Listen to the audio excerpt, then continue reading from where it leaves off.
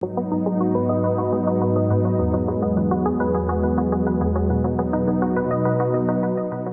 2 பேரும் ஸ்நேகம் என்ன அதை கட்டினதை பார்த்து இவர் ஏதோ உங்க கட்டி வந்து கட்டினார்.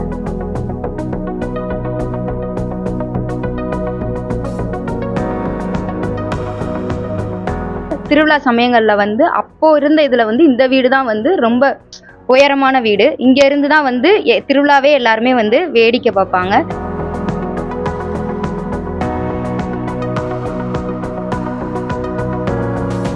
எட்டு தலைமுறையை தாங்கி கம்பீரமாக நிற்கும் அரண்மனை வீட்டில் வசிக்கும் கூட்டு குடும்பம். தென்காசி மாவட்டம் திருவேங்கடம் தாலுகாவில் அமைந்துள்ள அழகிய கிராமம் மைப்பாறை.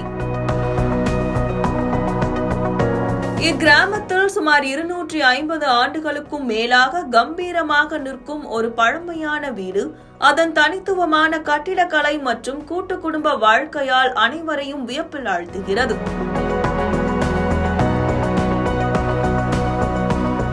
கடையா என்பவரால் ஜமீனின் துணையுடன் கட்டப்பட்ட இந்த வீடு இன்றும் அவரது 8 தலைமுறை வாரிசுகளுக்கு அடைக்கலமாக திகழ்கிறது. நவீன தொழில்நுட்பத்தில் கட்டப்படும் மாளிகைகள் பல தலைமுறைகளுக்கு நிலைத்து நிற்குமா என்ற கேள்விக்கு முன்னோர்களின் கட்டிடக்கலை ஒரு சிறந்த பதிலை தருகிறது.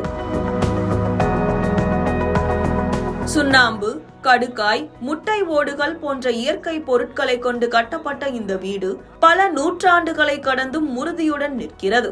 கோடை காலத்திலும் வீட்டின் உட்புறம் குளிர்ச்சியாக இருப்பது அக்கால கட்டிடக்கலையின் நுணுக்கத்தை எடுத்துக்காட்டுகிறது.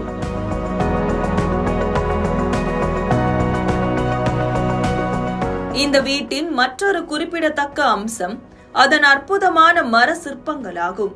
ராஜபாளையத்திலிருந்து சுமார் 50 மாட்டு வண்டிகளில் கொண்டு வரப்பட்ட மரங்களை கொண்டு கோவில்களில் காணப்படுவது போன்ற நுணுக்கமான வேலைப்பாடுகளுடன் சிற்பங்கள் செதுக்கப்பட்டுள்ளன.